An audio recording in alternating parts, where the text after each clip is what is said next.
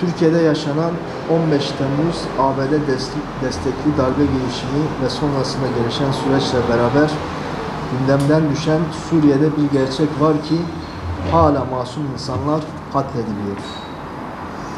Başta İslam ülkelerinin yönetenler olmak üzere tüm dünya ise hicap duymadan sessizliğe bürünüyor.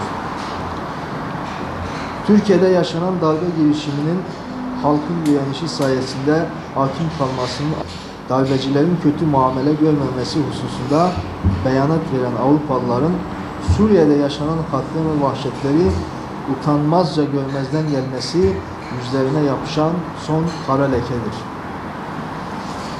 İslam coğrafyasında her gün yeni bir kaos, kargaşa, iç zemini katletmeye devam ediyor. Yaklaşık 6 yıldır devam eden saldırı ve bombardımanlarda yüz binlerce kadın, erkek, yaşlı, genç ve çocuk acımasızca ve barbarca katlediliyor. Suriye'den gelen son görüntüler insanlığın belki de en ücra köşesine hapsedilmiş vicdanı kahreden şekilde sızlatıyor. Aylardan bu yana da devam eden Halep kuşatmasında bir taraftan Rusya, diğer taraftan zalim Esed rejimi katliamlarına devam ediyor. Muhasara altında tutulan Halep bir taraftan bombalarla dövülürken diğer taraftan da Müslüman halk açlıkla yüz yüze bırakılıyor. Esed'in varil bombalı katliamlarına ilaveten Rusya'nın da misket bombalarıyla Halep'te savaş suçu işleniyor.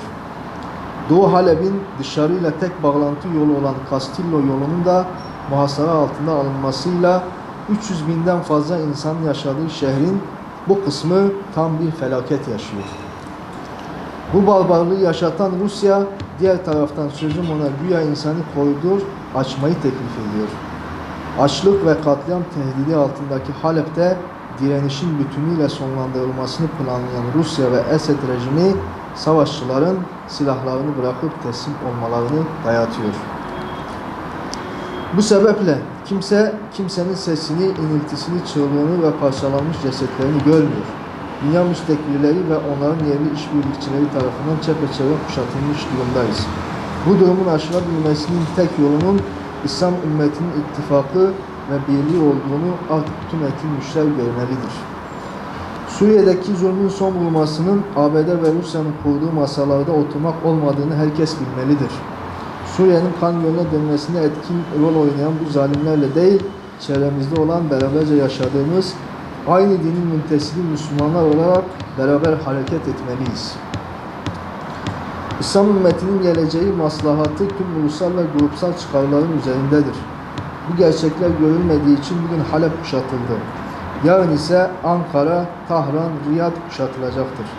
Bir kez daha buradan çağrıda bulunuyoruz. İslam coğrafyasında etkin olan tüm güçler Suriye'nin geleceği için artık elini taşın altına koymalı, kendinden feragat etmeli, zalim Esed ve patronu Rusya ile büyük şeytan Amerika'ya dur demelidir. Zalimlerin zehirli fitne eken masalarında değil, Kur'an, hidayet ışığında sorunların çözümüne çaba harcanmalıdır. Diyarbakır İslami STK'ları.